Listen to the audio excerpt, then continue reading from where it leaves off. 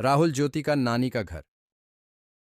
गर्मियों के दिन थे और गर्मियों की छुट्टियां भी चल रही थी। राहुल ज्योति एक शाम दोनों अपने घर के बाहर खेल रहे थे। तभी उनकी मम्मी और राहुल ज्योति जरा इधर आओ जल्दी से। तभी राहुल और ज्योति अपने घर को चले आए। जैसे ही राहुल ज्योति घर के अंदर आए और अपनी मम्मी को मुस्कुराते हुए देखकर, क्या बात है मम्मी, आप इतना मुस्कुरा क्यों रही हो? बात ही कुछ ऐसी है, तुम्हारी नानी का कॉल आया था, आज उन्होंने हमें बुलाया है, कल को हम सब नाना नानी के घर जा रहे हैं। फिर ये सुनकर तो राहुल ज्योति की खुशी आसमान छू गई।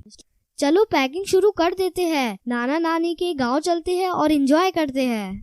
फिर क्या, दूसरे दिन सुबह सब लोग जल्दी नाना नानी के गांव के लिए निकल पड़े। राहुल ज्योति का नानी का घर काफी खूबसूरत और छोटा सा गांव था, जहां सब खेती बाड़ी करते थे और प्यार से रहते थे। राहुल ज्योति जैसे ही नाना नानी के घर पहुंचे तो उनके स्वागत के लिए नाना नानी तैयार खड़े थे। राहुल ज्योति को नाना नानी बोले, राहुल ज्योति आ जाओ, हमारे पास को आ जाओ। फिर राहुल और ज्योति नाना नानी के पास जाकर उनसे लिपट गए। फिर खास नाना नानी की बनाई हुई स्वादिष्ट खाना खाकर राहुल ज्योति ने थोड़ी देर आराम किया और फिर दोनों अपने नाना नानी हाल का मजा लूटने के लिए तैयार हो गए। ये लो, तुम दोनों के लिए मैंने खास इमली का रस बनाया है, इसे जल्दी से पी लो, इसे गर्मी में पिया जाता है। नानी की बनाई हुई इमली का रस पीकर तो राहुल ज्योति एकदम तरोताजा हो गए। फिर नानी जी ने आम के पेड़ पर एक बड़ा सा झूला टांगा। राहुल ज्योति झूले पर बैठ गए और झूला झूलते झूलते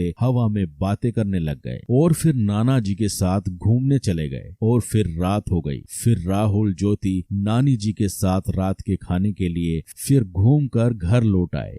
नानी जी, मैं आपके हाथों से खाऊंगा। नानी मुझे भी खिलाओ ना। ये सुनकर नानी जी हंसने लगी। ठीक है, मैं तुम दोनों को अपने हाथों से खिलाती हूँ। फिर क्या, राहुल ज्योति ने नानी के हाथ से पेट भरकर खाना खाया और खाना खाने के बाद सब लोग सोने की तैयारी करने लगे। और फिर राहुल ज्योति को गर्मी महसूस होने लगी। नानी जी, घर के अंदर कितनी गर्मी महसूस हो रही है, पंखा भी गर्म हवा फेंक रहा है, आपके घर में एसी भी नहीं है। हमें तो एसी की आदत है, अब तो हमें रात भर नींद नहीं आएगी। यह सुनकर नाना नानी के साथ सब लोग हंसने लगे। यह देखकर राहुल और ज्योति ज्यादा कंफ्यूज हो गए।